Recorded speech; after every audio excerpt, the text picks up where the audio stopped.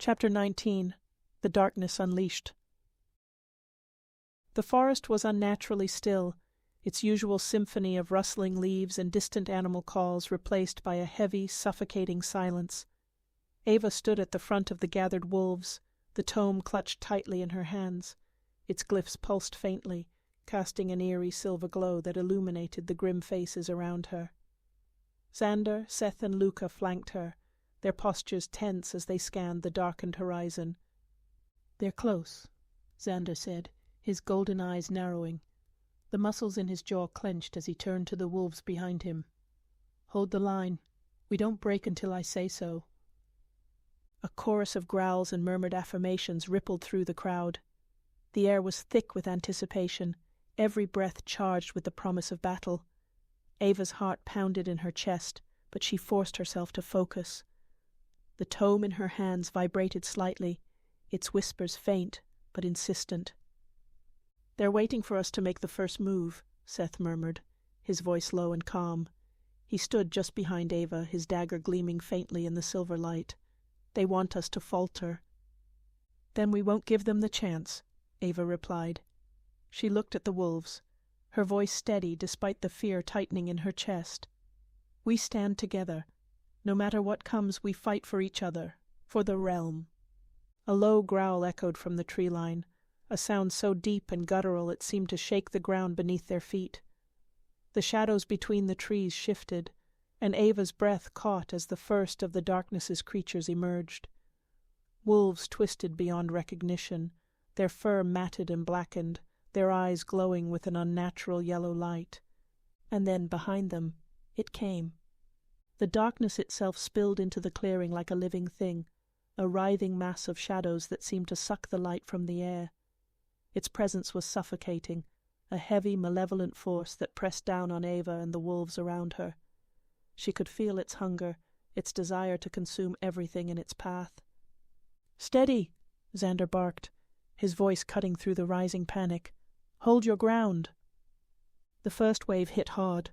The corrupted wolves lunged toward the line, their movements erratic but devastatingly fast. Xander and Luca met them head-on, their strikes precise and unyielding. Seth stayed close to Ava, his blade a blur as he cut down any creature that got too close. Ava focused on the tome, its glyphs flaring to life as she opened it. The whispers grew louder, their words forming a chant that spilled from her lips unbidden. Silver light erupted from the book, forming a barrier that held back the advancing shadows. "Keep going, Ava," Seth shouted, his voice strained as he fought off another corrupted wolf. "We need that light." She gritted her teeth, pouring everything she had into the tome. The barrier held, but she could feel the strain, the pull of the darkness pressing against her mind. Her vision blurred, the edges of her consciousness flickering like a guttering flame. A sudden roar drew her attention, and she turned to see Xander locked in combat with a massive shadow beast. It towered over him, its form shifting and unstable, its eyes glowing with a cruel intelligence. Xander's strike seemed to barely faze it, and Ava's heart lurched as it swiped at him with claws as long as daggers. "Xander!" she cried, her voice raw. He dodged the blow, but barely. His gaze flicked to her, determination blazing in his eyes. "Focus, Ava. We need that light." She turned back to the tome, her hands trembling as she poured more of her energy into it. The silver light grew brighter, pushing back the darkness inch by inch. She could feel it weakening, its hold on the clearing faltering. But then the whispers changed. The tome's glyphs shifted, their light dimming as a new message formed in her mind. The Guardian's vow must be fulfilled. Ava's blood ran cold. She looked up at Seth, who was watching her with an intensity that made her chest ache.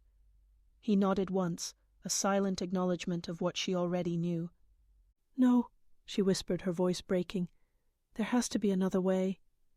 "Ava," Seth said, his voice calm but resolute, "this is the way. It's always been the way." Before she could respond, the shadow beast roared again, its attention shifting to her. It surged forward, its massive form barreling through the silver light as if it were nothing. Ava's heart stopped as it closed the distance, its claws reaching for her. Seth moved faster than she thought possible. He stepped between her and the beast, his dagger flashing as he plunged it into the creature's chest. The beast howled, its form unraveling into a torrent of shadows that dissipated into the air. But Seth didn't move. He dropped to his knees, the light around him dimming as the darkness seeped into his form. Ava caught him before he fell, her hands trembling as she cradled him against her. "Seth, no," she whispered, tears streaming down her face. "You can't." He smiled faintly, his green eyes softening as he looked at her. "You'll finish this," he said, his voice barely audible. "You're stronger than you know." The light from the tome surged one last time, consuming the clearing in a radiant silver glow. When it faded, the darkness was gone, its creatures reduced to ash.